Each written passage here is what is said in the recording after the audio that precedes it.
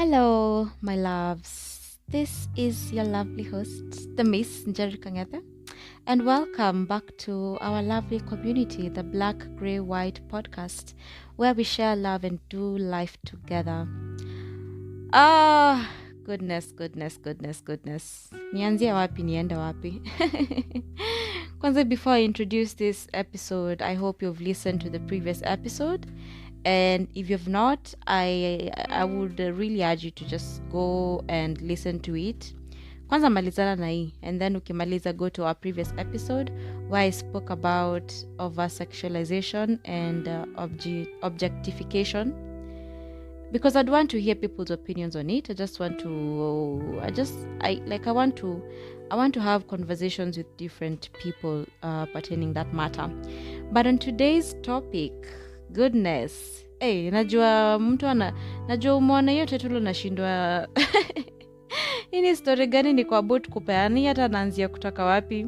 But yes, yesterday I was having a conversation with someone on self-esteem and my journey, my very long journey, and it inspired me to make this video, to record this episode on the day I knew I was skinny.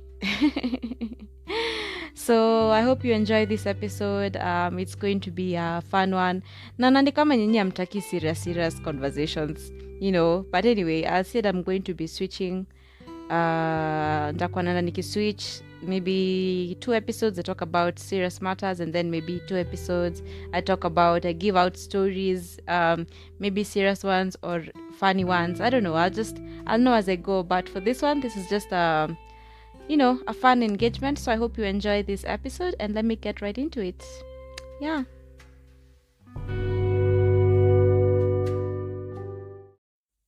So first of all, this story goes way back to when I was 11, 12 years old.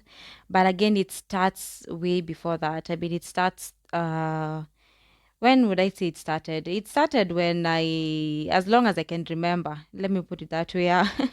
As long as I can remember. So maybe I can give a bit of background kwa hiyo party as long as I can remember, and then I jump into, when I was conscious about myself and my environment and how people related to me, how people perceived me, the way people spoke to me. So yeah.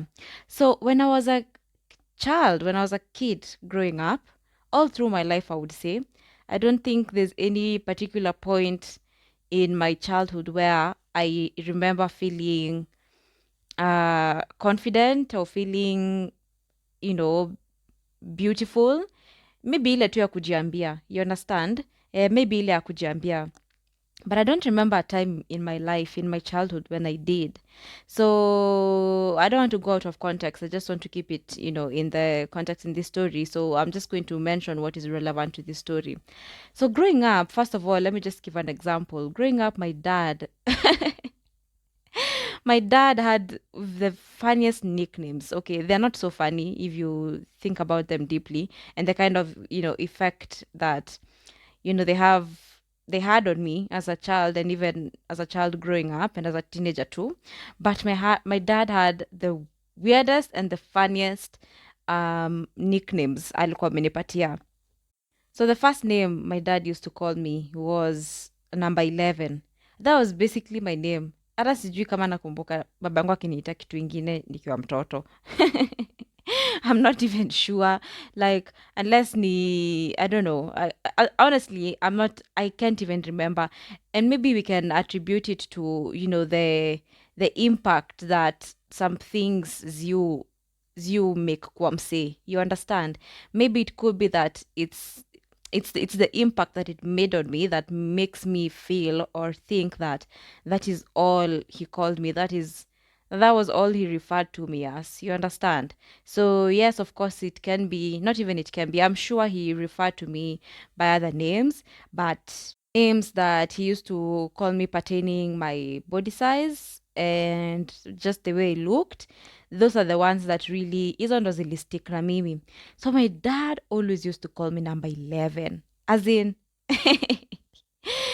number let me tell you, even unprovoked, hata si ile ati ati umeita tu mtu, ile tu unprovoked tu, I could maybe even be passing mbele yake, I'm going to take my dirty plate to the kitchen, and then he'd say something like, ndo number 11 amepita. Just things, just unprovoked. And you see, growing up, I would say it, I don't know, like, what am I trying to say? The impacts of some things, I don't think you realize them until you start really internalizing and experiencing them also with the outside world. You see, so because I also lived in a very confined environment, according to how I was brought up by my dad, um, I don't know. Like, I'm also trying to figure out or trying to understand why it never hit me. Haikuwa inaniingia venye ilienda kuniingia baadaye. Maybe it's also developmental stages. Maybe because I was a child then. I started actually noticing after like 7 years old.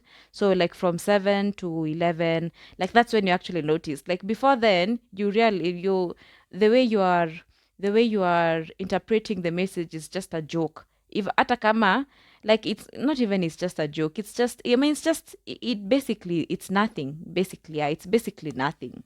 But then of course, as you continue growing and as you continue, like your mind continues expanding and you're also growing as a person, you see. So I think certain things start taking a certain toll on you or making a different impact as you go.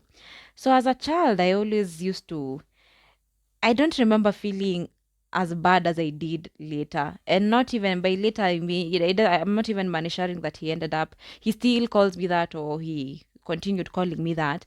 That was mostly during my childhood years. But it didn't have the kind of impact that, you know, it had later when I was still growing. You understand? Like it's those one of those things you look back, you think about and you look back and you're like, wait, this was not right. What in the world was this? Like as in I don't know if you understand um what labeling does to someone, ile tu unprovoked labeling, like wewe nimekuangalia niko na kichwa yako inakaa box na kutoka leo nitakuwa nakuita kichwa box. So utapata kuna mtoto alilelewa akitangwa tu kichwa box tu, mabeshte wake watakuwa namkumbuka tu kama kichwa box. Watu ulisoma na wao primary school watakuwa nakumbuka, unakumbuka ule kichwa box. Okay, I'm sorry. I hope this is not triggering to anyone. And actually, my goodness, I should have given a disclaimer because this is a triggering conversation. It could trigger someone in whatever ways. So, kama umesikizaji hapa, let me just say it now. This is a triggering conversation, of course. These are, how am I going to say it?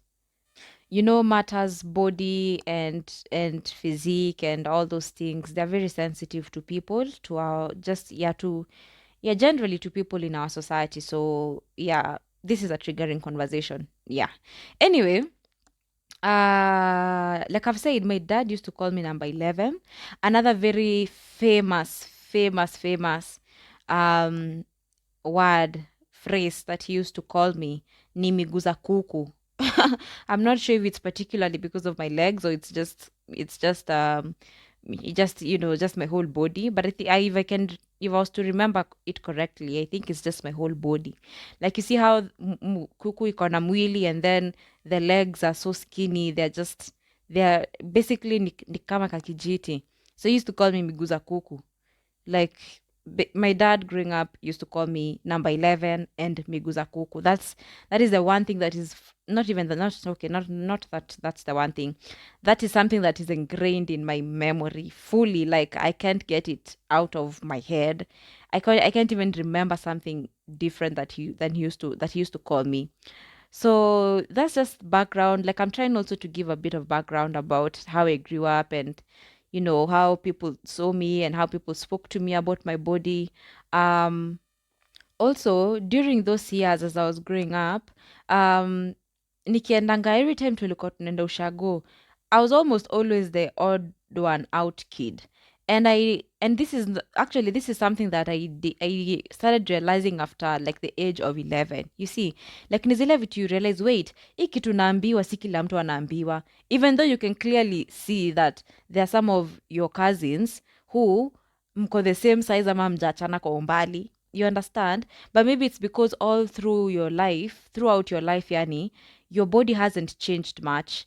Like me, my body hasn't changed much. As in, I usually make this joke nasamanga, kuna birthday yangu fulani nilikuwa class 6, nilipigwa picha nimeshikilia keki. Difference ya hiyo picha na mimi sahi ni height na matiti.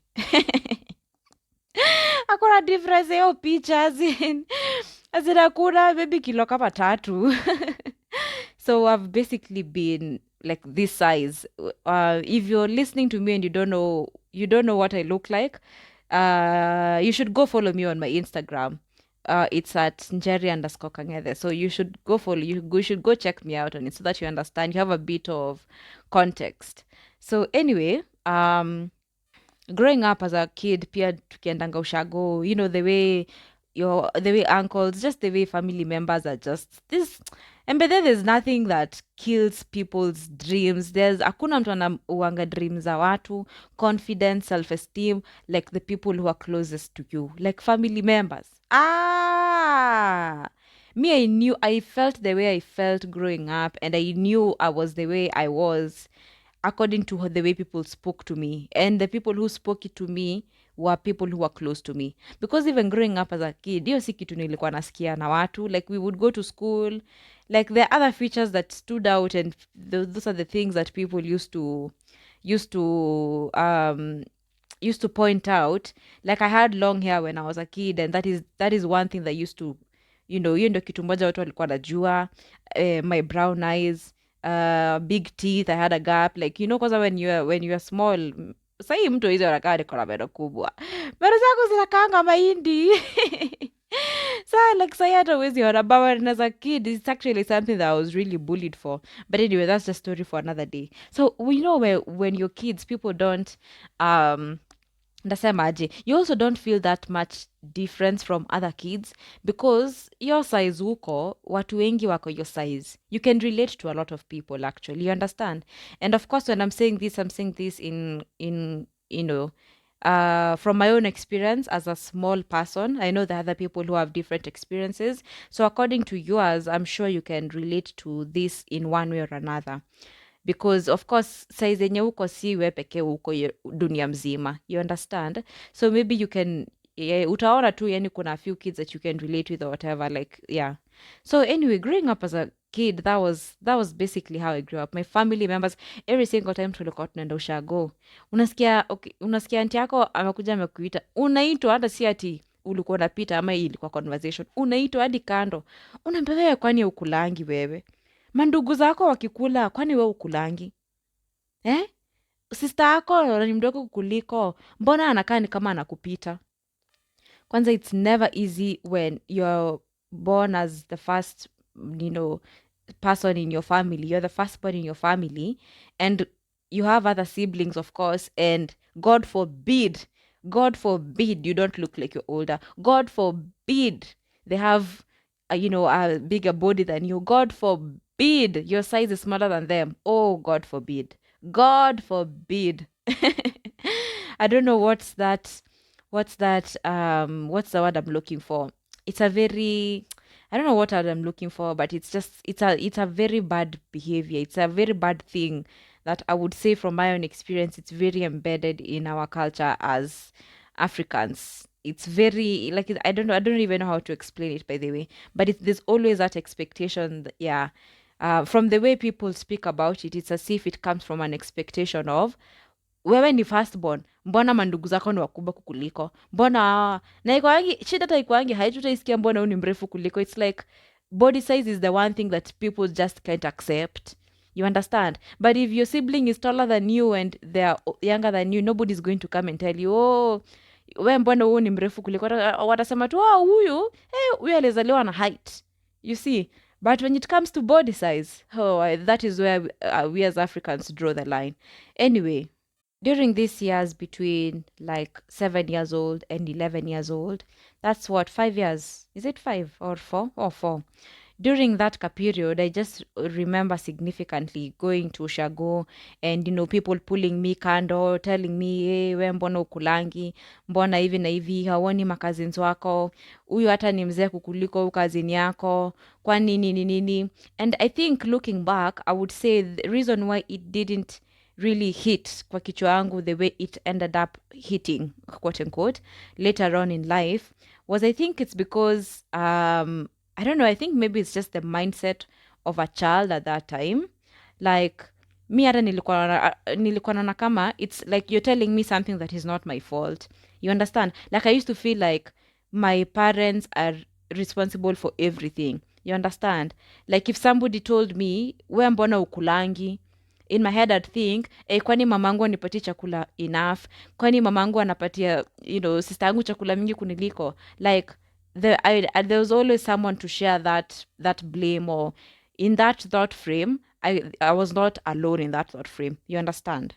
So I think that's what I would say was the reason why it was not as serious as it ended up being later on in life. So yeah, my mindset was that of a child, I would say. And also there was a shared experience, not even a shared experience, a shared I don't know, what am I trying to say? Like I've said, kwa hiyo mafikira yangu sikuwa naona ni kama ni mimi nafaa kublemiwa, ama kuna shida na mimi, ama kuna anything. Mi hata if anything, mtu angeniambia hivyo nilikuwa nafikiria, ebu mwende muongee na mam. Like in my head, sikuwa najibishana na watu.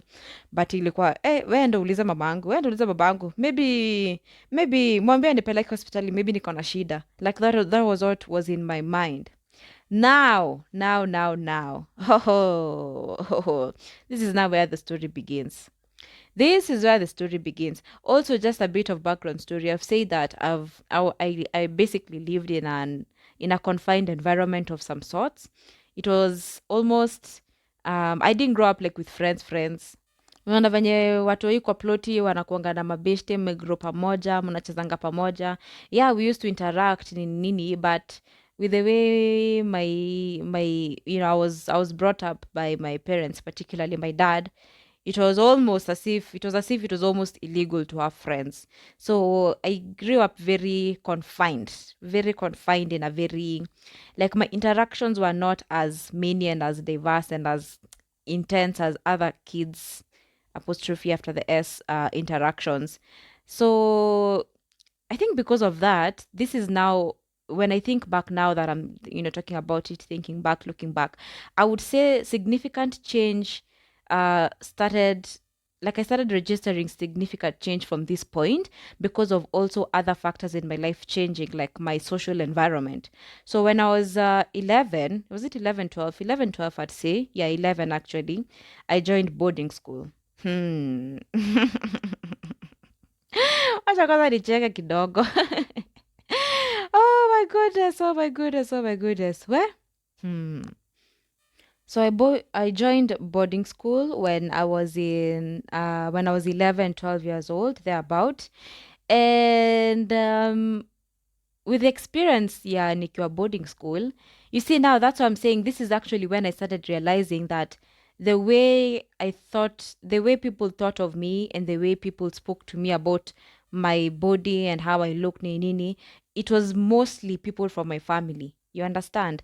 Because now when you're in boarding, because I remember, because I joined boarding when I was in class 7, during those 2 years, class 7 na class 8, unajua venye after the whole one term, like, watu walikuwa nafunga for like a month or so, but utapata kuna classes zinabaki for tuition. So class 7s and 8 walikuwa nabaki for tuition.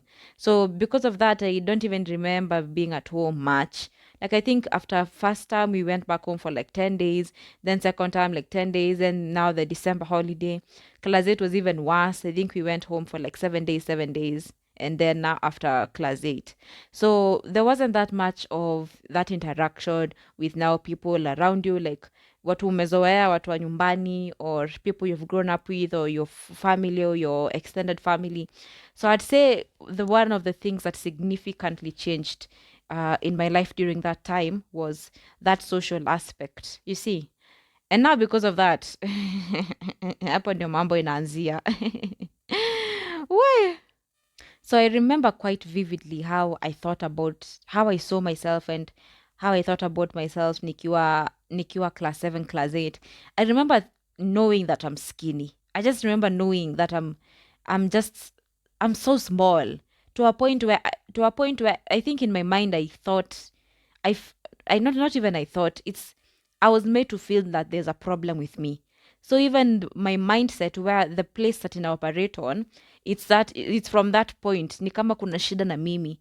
So utapata maybe tukikula, maybe I'd try to eat more, or I'd try to ask my mom to come with more snacks or just something to like. And this is now things that I'm realizing, as I'm evaluating myself now, of course, now like looking back.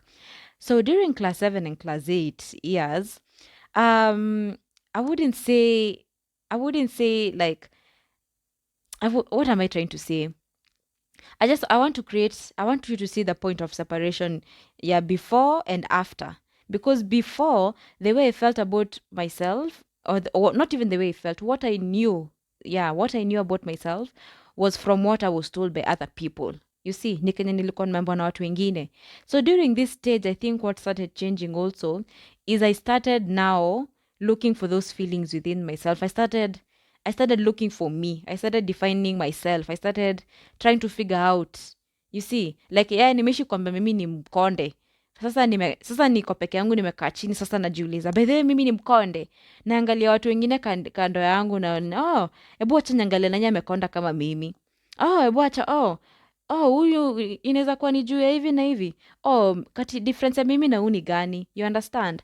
Before it was always like I've said, even in that mindset and in that mentality, when my family members used to tell me that, mimi kwa kichwa yangu mi najiambia tu mi hata sijui mbona mnaniambia na mnafaa kuwa mnauliza mam.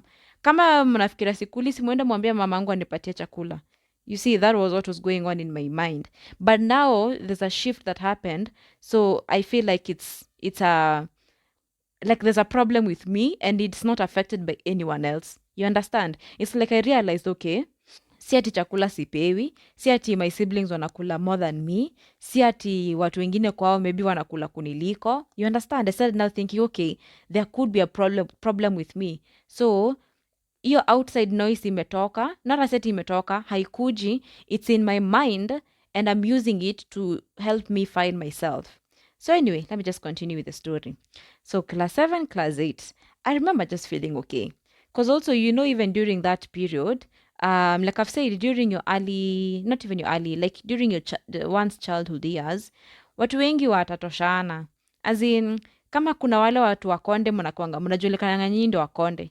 Kama kuna wale wa medium, na hivyo ndio tulikuwa tunaitwa tukiwa watoto. Kulikuwa na wakonde na wa medium na wakubwa.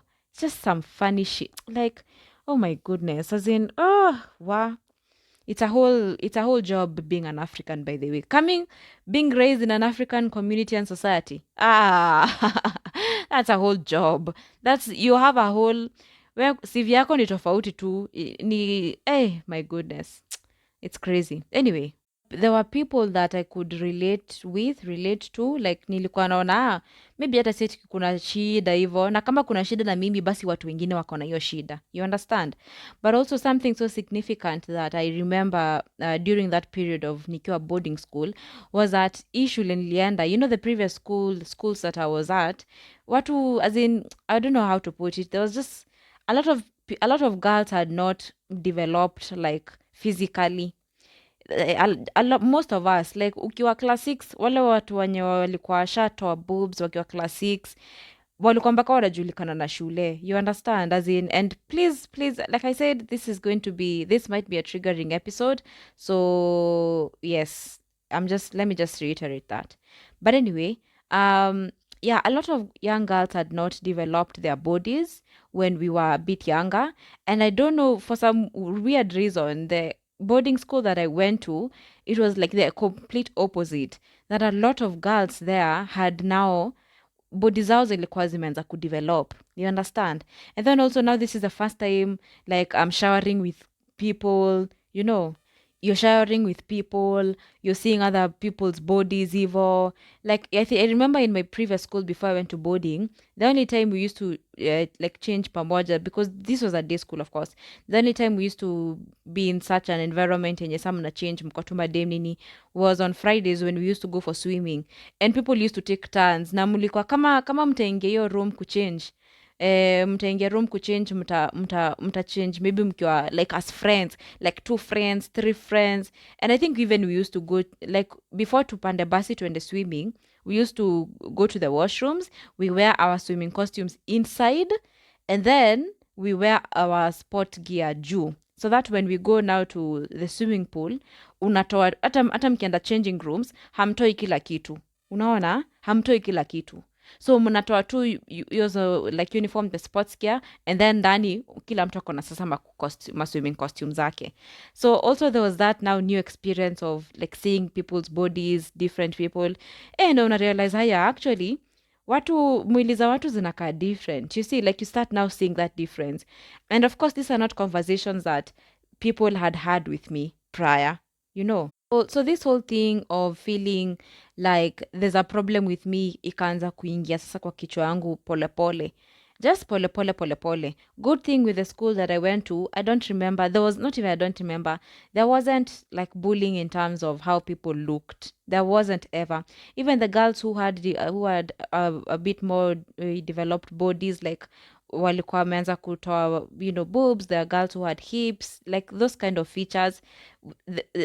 Aungeipata like somebody pointing out those things in a way, not even in I was about to say in a way that makes them feel some kind of way. No, no, no, in any way. They are not things that we could, you know, mention, and especially in that community tukiwa madem, maybe vijana wakiwa huko wao wanaziongeleleanga, or even maybe too, I would say also that other people had different experiences with the way people interacted with them. So this is just mine and how I remember it. You see, I remember also very specifically nikiwa class 7 and class 8 tulikuwa tunafanya cleaning jioni.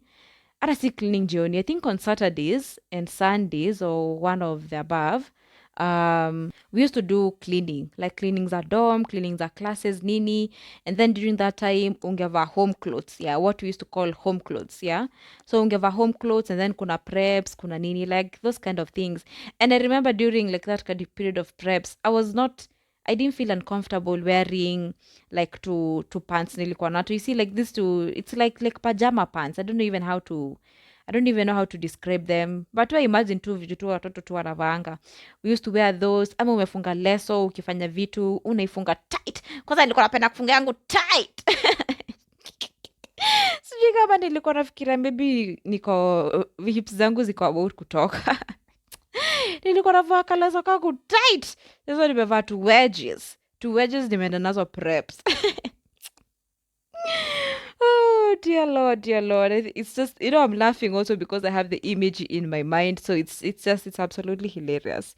So now I'm now in this, you know, new environment. I'm noticing actually bila nguo watu wanakaa tofauti hivi na hivi. You start noticing amongst kwa hiyo kategori ya watu wenye wanaitwa wakonde, wewe ndio leader, you're the secretary general of that group, you're the leader of that group. But I'd say generally during those years of class 7 and class 8, there was just like, because I didn't get that bullying and I didn't feel anything, like all I had in my mind was your experience, yeah, you know, home and my family members and whatnot. And then I think now the next shift that happened to me was, um, I think it's because I entered into a different like stage, developmental stage, as a, you know, growing child, developing child. And now this is now my teenage years, you see. Yeah, right before my teenage years and now into now my teenage years. So even before now we get to the teenage years. After my class 8 period, and I think now this is now where the real struggle began. This is where the real struggle began. If I ever thought or felt anything about myself, if I ever doubted, if I ever had just a whiff, if anything was at 2%, whatever, however small it was, everything was now magnified. Just it grew. Everything was magnified, it was tripled, kila kitu ilikuwa sasa times 10. I was feeling, seeing, evaluating, thinking things zikiwa times 20 sasa. You understand? So I remember very well, after our class 8 now period imeisha, you see the way now during that period, also depending on the different cultures watu wametoka nayo. From me, venye mimi nimegrow up in our culture, a lot of boys watapitishwa circumcision during that period. So what happened in our school was that when boys were being enrolled into that program, also the girls were taken, and during that same period too, we also had like our own thing. It was like a seminar, like just talking to girls about things about your body, about just imagine like the girl version of that minus the circumcision bit. You understand? So it was like, for us, I remember feeling and thinking it's like a retreat. Like it was still within the school. Yeah, it was like within the school and school environments and nini nini, but it was something that was created by the church. Mimi nimesomea Catholic school, ilikuwa unajua ile zile Catholic school ziko ndani ya Catholic church. So yeah, it was organized by the church nini, so it was like a church plus school thing. So this happened last week of December, and I'm going to go back to that story. This I was just saying that to mention it to utaona relation, yeah, this seminar and now the story that now I'm about to give that happened before. So the seminar happened last week of December. Now, kumbuka mimi venye nimekuanga shule sasa hizi 2 years nini nini, kuna hiyo whole new experience and now seeing different things. Now umeanza kuna hiyo shift iko about to happen in me, that now I'm transitioning from like a girl now to like a teenager. You see, there's a lot of things happening. There's that also aspect, yeah, the social environment that I was previously in and the one that I have been in my years in nimekuwa boarding. So a lot of things have happened, a lot of things have changed. So also because of that, I'm internalizing things differently. You understand? So the day comes. Sasa tumeenda Geshagi, tumeenda ushago 25th of December. Where I think I had always known that this is my body, this is my size, this is how I look in nini, and this is how people see me. But I had never felt the way people saw me. I don't know if you can see the difference yenye najaribu kumake hapo. I have always known, I'm aware that I'm small. I was aware that I was small. I was aware of my body size. I was aware of my height. I was aware of my features. And I was aware of how people saw me. But I was never aware of, like, actually, I was never aware. What am I trying to say? I never saw myself the way other people saw me. I never saw myself the way other people saw me. And this particular thing changed on this particular day.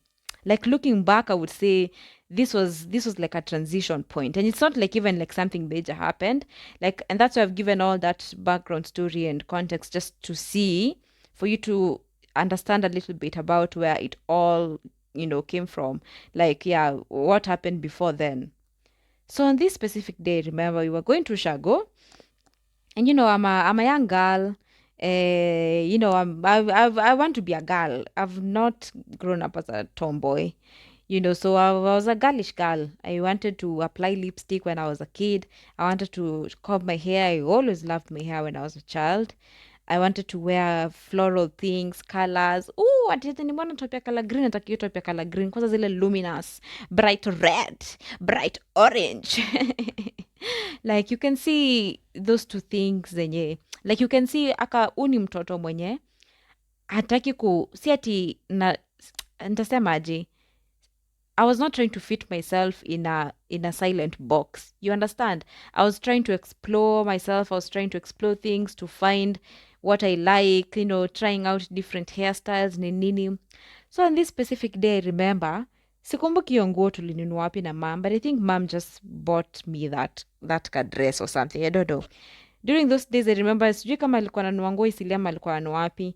My mom used to go na unajua hii karatasi ya takataka ya black kubwa. Hey, alikuwa anaenda Eastleigh ananunua manguo na tu viatu, anaziweka kwa hiyo karatasi ya takataka, anakuja anazimwaga hapo, anagawanisha kila mtu yake, anamwambia hii ni yako, hii ni yako, hii ni yako. That was actually one of my favorite things, memories about my childhood years. So anyway, maybe if I can remember correctly, I think my mom bought me that dress during those 2 periods when she used to shop for us like that.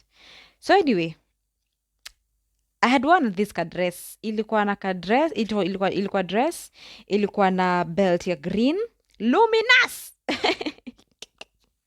Msisahau hizi ni bright colors. It was a very flowery dress, very flowery, like it had colors, it had red, like ilikuwa na maua. Hizo maua zilikuwa na red na blue na green. It was just so flowery.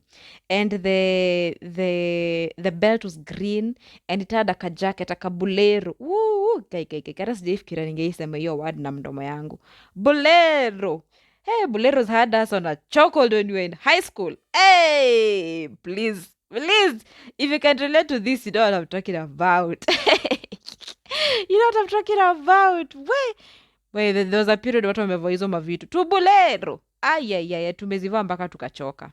So anyway, I remember that dress. It was flowery, ilikuwa na two straps, it had a green belt, like I've said, and a bolero. And I remember this specific day tulikuwa tunaenda sasa ushago, and I wanted to wear it. I wanted to wear it. If I'm not wrong, it was on Christmas Day, and I really wanted to wear that dress. Like, hiyo ilikuwa dress yangu ya Christmas. Pia my mom had bought me some two shoes, two wedges. They were open wedges. They were like heels, but wedges, like open sandal wedges, yeah. So they had red straps, and the heel, the block heel was black with some to graffiti to design. Like I remember loving that shoe. I used to love that shoe. So umeget image ya venye sasa nilikuwa nakaa, na pia nywele, hata sitawambia nilikuwa nimeweka nywele gani. I'm not ready to embarrass myself. I'm not ready to embarrass myself. We Mungu Baba. Anyway, nimeweka hapo nywele, nimestyle hadi, nimeweka hadi hii kitu, ilikuwa inaitwaje hii kitu, this headbands, are they called headbands? Hizi vitu zimerudi style siku hizi, watu wamezidesign sasa poa, ziko na mpaka mapulse, ma bling bling, manini. Yeah, those two things. So I'm there in my dress, with my hair, in my style, with my hairstyle, it wasn't my hair, and my band, nimevaa vizuri, I'm dressed. I remember this particular morning so well. Like, I remember nikipiga hiyo nguo pasi, and for the first time in my life, I questioned if I wanted to wear it or not. And I couldn't pinpoint, like, exactly ni nini nafanya nifeel hivo. You understand? But I remember thinking or feeling like I don't want to wear it.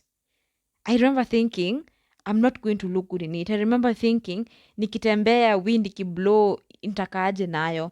I remember being conscious of the length.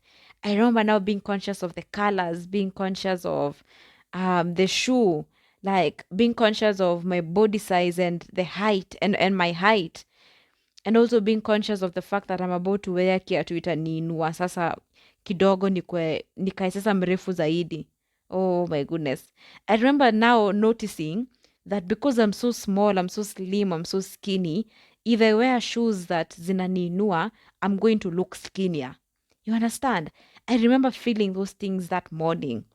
And you see, even now that I've given you that whole background story, this morning as I'm thinking of these things and like I'm operating on an mindset, I don't understand. I don't have now the understanding of what has brought about these feelings and these thoughts. You see? So I remember thinking that way. I remember feeling this deep feeling, like so deep in my gut. It was almost as if I'm disturbed. Ni kama niko na stress.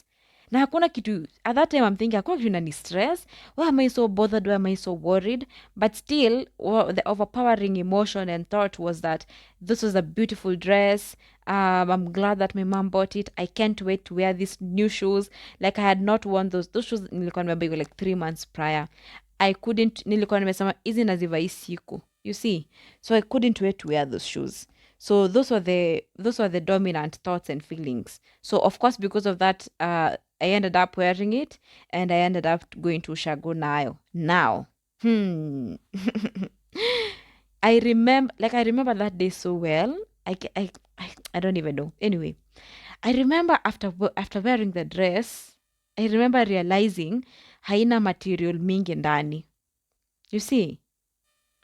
Like I remember being conscious of the fact that it's just a one layer dress, and like if I walked and windy blow, it would be able to trace my body. You understand? I remember for the first time being conscious of that, of because I had never, hizo si vitu zilikuwa zinanisumbua before, like hazikuwa zinanisumbua before. Mi sikuiona kama ni kitu kubwa ama ni anything, but I remember feeling like there's a problem. You understand? Like I didn't want that to happen. I remember hoping and wishing that didn't happen. So nakumbuka nimevaa dress yangu, kila mtu amekuwa ready, now tunatoka sasa, tunaenda. From the moment nitoka kwa gate yetu, I remember being so uncomfortable. I started even now imagining nikienda ushago watu wataniambia nini. Unaona?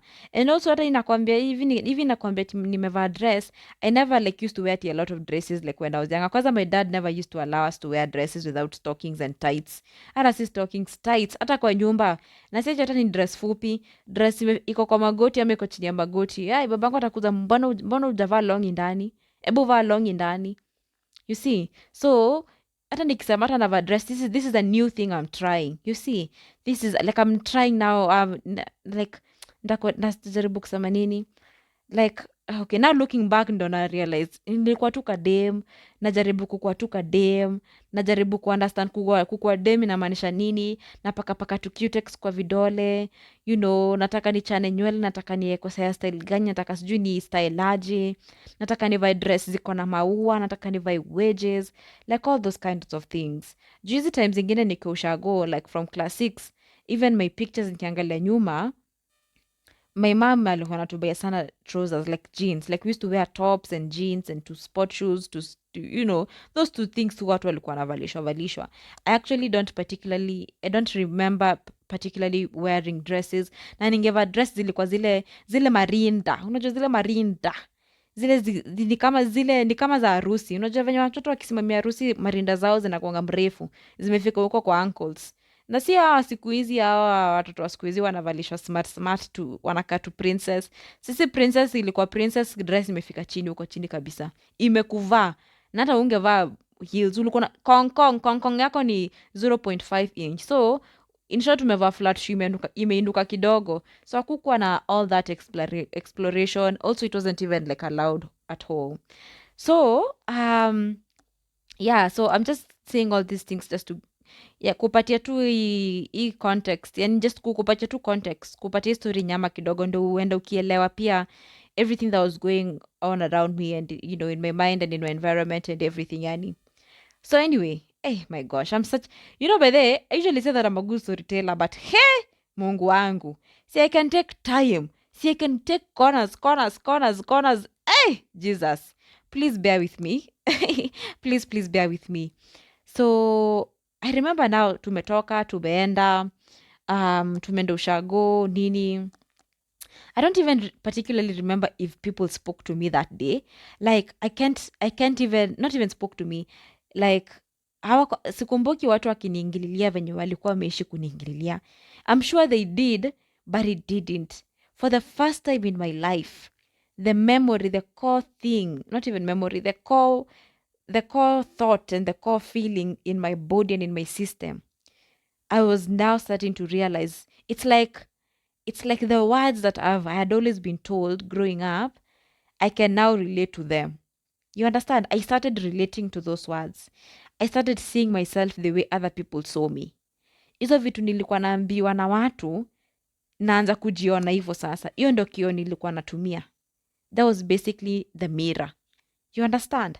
I could now see how skinny I was. I could see how bad my shape was. I could see my features and how ugly I looked. I could look at my face now and think, oh my goodness, mimi hata si mrembo, sijui meno zangu zinakaje, macho zangu sijui zinakaje, kichwa yangu inakaje, shape ya mwili yangu, my waist area, my stomach, my feet, my legs, my hands. I have such long hands. I could now see, like, everything was downloading. Ni kama nilikuwa nimewekwa chip, sasa ndio kila kitu ina download sasa kwa system yangu. And that was such a long, I remember, like, let me tell you, from the moment that day started, I just couldn't wait for it to end. I couldn't wait for that day to end. And now later on in life, like right now, looking back, I now see and realize and understand why I felt and thought those things. Because kama singe grow up na singelelewa nikiambiwa hizo vitu zenye nilikuwa naambiwa, singezifeel. You understand? I was using the mirror. There was a mirror that was made for me. Like they customized how I'm going to see myself. People around me, the people who are meant to, of course, protect me and love me and give me that confidence, it they didn't necessarily do that. And I'm sure, also even with African culture, and just allow me to frame it as African culture. I know even with our moms and our aunts and our dads and our uncles and whoever it is that are around us, I think I don't know. I don't know if it's safe to say, but for me, I'd say that it's safe to say that I don't think they mean to harm us. You understand? It's like they also don't understand what they're doing. They don't understand the effects that these things they have on children growing up. It's like they don't see, they don't know. I don't even know how else to put it. Ni kama hawajui na hawaoni. Na hata wakaona maybe hata hawa acknowledge. Kwa wenye wanaona hawa acknowledge, wanaona ni kama tu ai, si ni mtoto. Ai, si hata si tuliambiwa. Ai, si kitu kubwa. Ai. Una understand?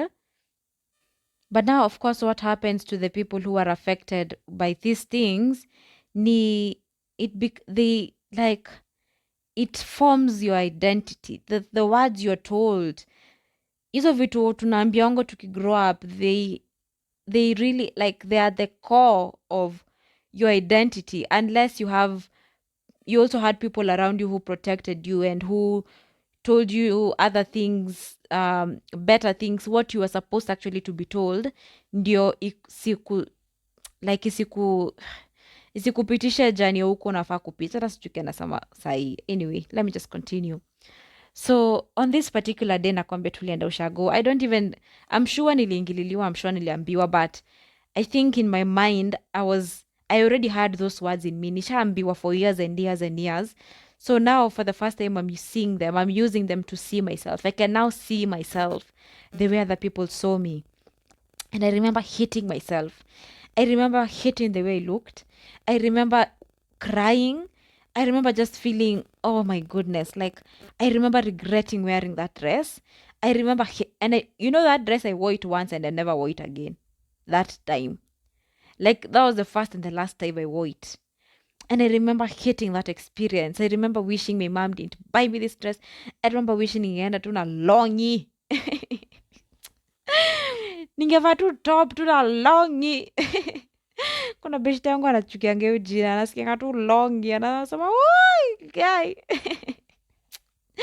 Oh my goodness, oh my goodness. Shout out mazee. Unajijua nimekushout out.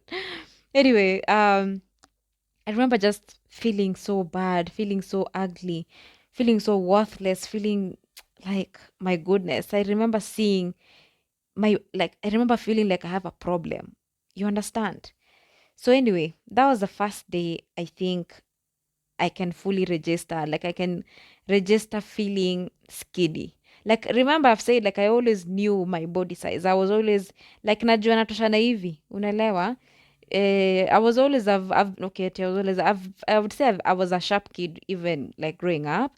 Nilikuwa tu msharp, so si tu utaniambia natoshana hivi nikose. Mimi najua natumianga kioo sana, so najua vile nakaa. Naangalia watu wengine naona. Unaona? So nilikuwa, but sikuwahi feel ni kama kuna shida na mimi. That specific day, that was the first day I remembered knowing, not even feeling, I'm saying knowing because it was now part of me as a person and part of my reality. I remember feeling and knowing that, wow, they were right all along. These people have been trying to tell me something na sikuwahi ona, and finally I can see it. finally I can see that there's a problem. I started even seeing things that hata hawakuwa wameziona, unaelewa, because si ati unajua ukiwa mtoto si ati kuna venye like mwili yako ionekani yote, as in mtu hawezi kuchora, but wewe kama wewe ukijiangalia kwa kioo ukiwa uchi ukijiangalia wewe unaweza jichora. So ultimately nikaanza kufeel ni kama nataka kuficha vitu zenye hata hawaja pinpoint bado, ndio wasizi attack pia. You understand? So that was the first day. That was now 25th of December. Back to now the story of the seminar. And I think this seminar tulienda on the 27th, if not on the 28th. So yeah, 28th, I think 27th actually. On this day, remember hiyo day nimefeel venye nimefeel, nimeloth kuvaa hiyo dress nini nini. And I remember on this 27th, as I was getting ready now to go to the seminar, I remember thinking maybe the problem was me wearing a dress. Maybe it was the shape of the dress. Maybe it was like I remember just thinking I was still like, si ati nimeconclude kila kitu kwa akili yangu. Si ati everything has changed. It is now the beginning of the change. You see? So on this day, nikipelekwa hiyo stuff na my mom, I wore a skirt. And I remember it was short, like it was above the knee. Sikumbuki nilikuwa nimevaa nini chini, but nilivaa zile wedges, nilikuwa na kaskirt kalikuwa above the knee, and it was like it was like a bodycon skirt or something. It's I don't know, I hope I'm remembering it correctly, but yeah, it was a short skirt. By short I just mean like just above the knee. That is short to me. So I remember I wore a skirt, I wore those two wedges and like a top, and I had a bag. I had two bags. Moja mamangu alikuwa amenibebea hiyo kubwa, and now like a personal bag, you know. Inaitangwaje hiyo bag ya mkono? Nimesahau venye inaitwa hiyo. So on this particular day, because now hiyo experience nime-experience hiyo day na ikaisha, it was, you know, saizi ndio nikifikiria unaona hiyo impact ya vitu, like vitu zilikuwa heavy, but at that time hata how load hiyo heaviness ya hizo vitu zina happen. So on this day nakumbuka tukitembea, I remember specifically walking around Thika, tukiwa Thika tukitembea tukienda kupanda gari. Nimesomea shule ilikuwa huko Gatanga, so tulikuwa naenda kupanda gari za Gatanga. Nakumbuka tukitembea Thika, my mom akiniambia, acha kushinda ukivutavuta hiyo skati chini, kwani huko unajua unavaa skati refu?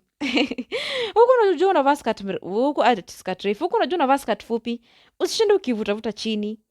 And you see, even at that time, even as I was doing that, I think in my mind, maybe like, and remember, I was never uncomfortable with my body in that sense. You understand? I was never uncomfortable in my body in that sense.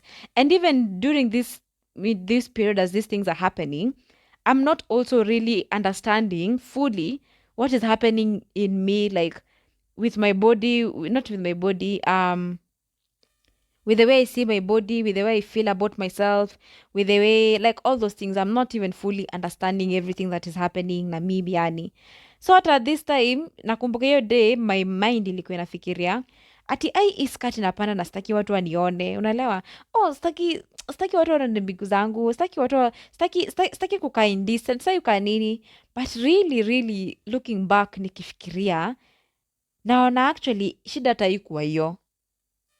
Shida ilianza hiyo day ya kwanza, hiyo 25th, hiyo yenye nilienda ushago na dress. Cause already kuna kitu ilikuwa ishaniingia. Remember venye nimesema, I started seeing myself the way other people saw me. That became my identity. You understand? That became my new identity. So even as I'm wearing this skirt, I'm thinking of what other people would tell me. You understand? I'm not even thinking of venye mimi nakaa. And but immediately I wore that. I wanted to wear it, and I still wore it because I wanted to wear it. But I still had that feeling of uncomfortability. I wish I didn't. Nakaa aje, nikitembea nakaa aje, watu wananiona aje. So that's why ingepanda kidogo, kwa kichwa yangu nafikiria venye watu wananiona. Si hata ni mimi shida. Juu si venye mimi nafikiria venye mimi najiona venye mimi na feel shida. Ni venye watu wananiona. You understand? And all this was very dangerous now that, of course, I'm looking back and, you know, yeah, sa nikijianalyze na nikifikiria hizo story zote. All this was very dangerous because I want you to understand what I mean nikisema I formed a new identity. And I had a previous one enye venye mimi nilikuwa najiona. But now I'm using other people's words, other people's thoughts, other people's perceptions. That became my new identity. Venye watu wananiona ndio venye mimi niko. And that is so, yani, it's so detrimental. It's like, wow, it's, wow. Actually, even, hey, let me tell you, even as I continue to think about these things, hata nikiwa peke yangu, say hata venye nazisema, ndio naona, iyo, like, oh my goodness. As in, if you didn't experience something similar to mine, or you can't relate it in any way, I want you to just imagine it. I want you to imagine the way you knew yourself and the way you have always known and felt about yourself. Watu wengine watakuona tofauti na watakufanya uamini hivyo ndio unafaa kujiona. That venye unajiona huo si wewe, ni venye au wanakuona huo ndio wewe. You see how crazy and insane that is. Like, it's just, I mean, it's like, it's insane, for lack of a, like, I don't even know what other word I can use to describe that. It's absolutely insane. It's absolutely insane. And there began my long journey. My very long journey of my self-esteem issues. Oh ho ho ho ho, my goodness. There began my long journey of hate and self-loath and so many things of, I mean, just so many things. My long, long journey. I usually say that journey began when I was 12, and truly it began when I was 12. It's been a whole, how many years? 17 years? Is it 7? It is 17. Hiyo ni hesabu gani unapiga Gasheri? Hiyo ni hesabu gani unapiga? 15 years. So let's give it 15. Yeah, let's give it 15 years or so. That's a long ass time. That's a long, long, long ass time. But there began my journey. Oh my goodness. The painful journey of hating yourself, the painful journey of not accepting the way you look, the painful journey of seeing yourself in the way other people see you, not in the way you see yourself, not in the way you should, in the negative. Actually, unajua watu wengine wanaweza kuwa wanakuona differently, but ukiangalia, in contrast to venye maybe wewe unajiona, na it's helpful because maybe wewe uko unajiona in a good way, in a good light, but watu wengine wanakuwa na hivyo. So maybe it's the opposite, that I didn't have a problem with myself until I realized, until other people pointed out things I never even saw. They were not a big issue to me, and then all of a sudden they became a big issue to me. And there began the long journey, the long, long, long, long, long, treacherous journey. Ooh, of a couple of years before I started. Like, it's a whole, like those 15 years I'm talking about, up to the point where I'm at now. And of course, Stawacha hanging. Stawacha hanging. This is going to be a different episode. I'm sure I'm going to come back and now talk about those 15 years, because it's been a long journey. It's been a long, long, long, long journey. But basically, that period, during that 1 week, that is the week I knew I was skinny. That is the week I knew that there's a problem with me. That is the week I knew that I'm different from other people and there's something wrong with me. That is the week I knew. And that became my identity. That is what, huo ndio nilikuwa sasa. From then henceforth, for a couple of years kutoka hapo, that is the person I was. Unfortunately. Yeah. I don't know what else to describe that experience and that journey other than just an unfortunate one. So, like I've said, I'm going to come back again and give, a story of this, of those 15 years, and, talk about this topic. Of course, if you haven't, kama uja tell already kwa hii episode, these are things that of course I'm very passionate about, because I've experienced them, like, from first-hand basis. Yani mimi just from my own story, and also hearing other people's stories, and just knowing and acknowledging how sensitive these issues are, and how kila msee amegrow up different, akijiona differently, akijifikira differently. Like, these are things that I really like to talk about. I'm also very sensitive with the way, like, people around me are treated. Like, Like kama juzi tukiwa ushago, I was telling my siblings and my mom was telling them, by the way, I'm not going to sit and watch my younger cousins wakiambiwa vitu mimi niliambiwa, kama na wase wanafikira ati ni jokes. Unaelewa? Like kuna imagine mtoto wako 13 years and you know it's happening, ni kitu inaenda tu bado ikihappen. Mtoto wako 13 years and now utaona, you know, not even particularly because even like they're small or they're skinny, even for those who have like a bit bigger bodies, like utasikia maybe mtu ameambiwa ati he, wewe umenona hivyo, wewe kwani ulimeza mtu before ukuje huku, before watu wakikula mkate wewe ulikula mtu mzima. You see, those are not things that you tell a child. Those are not things that you tell a child, not even a child, you tell anyone. But you see, the reason why even I'm saying you don't tell a child is because these are our formative years. Hizo years before uanze and especially I think before ufike 13, before ufike teenage years, venye umelelewa ina kushape. Kama uliambianga wewe ni mjinga ukiwa hiyo time, utagrow up ukifikirianga wewe ni mjinga. Hata kama utakuwa unajiproviaje wewe si mjinga, bado it's like it's like an added strand kwa DNA yako.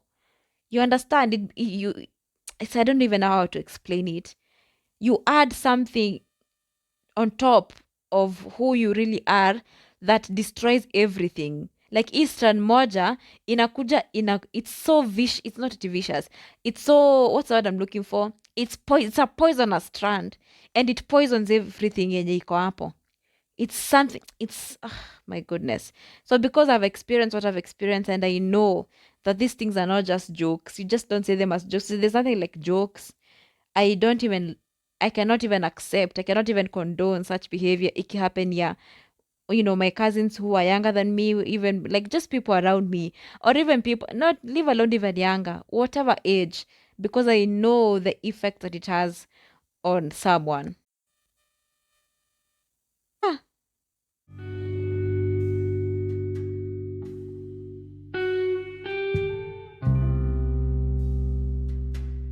So I'm gonna end my episode there, and I want to say thank you so much, so much for all of you guys who are listening to this and are supporting me. I'm so grateful.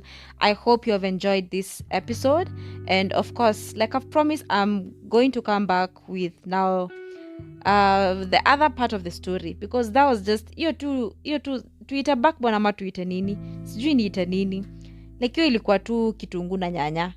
Sasa sijaweka stew, sijaweka nini, sijaweka maji, sijaweka waru sijaweka hizo vitu zote, ndio uone sasa chakula ilitoka aje. So I'm going to come back with the rest of the story one day, if not in the next episode. I'll plan and I'll know when I'm going to continue this. But thank you so much for listening to this episode. I hope you've enjoyed it. I hope that you're following us on our platforms, my dear loves, as in, like I can see you guys are listening to this, but sijui mbona bado hamtaki kunisubscribe yaki. So let me just take a second to request you to, follow me on Spotify if you're listening to this from Spotify, and also on YouTube. Please subscribe to this channel. Help me grow. Help us, build this community. Also share this to somebody that you'd want askize, mtu mwenye anaweza relate to it, or just someone who would be interested in this podcast. Thank you so much for your continued support. I love you guys so much. I always conclude by saying that I love you guys. I love you so much. Thank you so much for listening to this. Thank you for your support. Please share with someone. Please, and please subscribe. Also on our YouTube and on Spotify. Please like this episode. You can rate me also. Whatever rating, nitafuria ukinipatia 5, but rate me at least ndio, waone kuna mtu hapa anafanya kitu na watu wanasikiza. So thank you so much. I'm going to see you next episode. Don't forget that I upload episodes every Saturday at 1 p.m.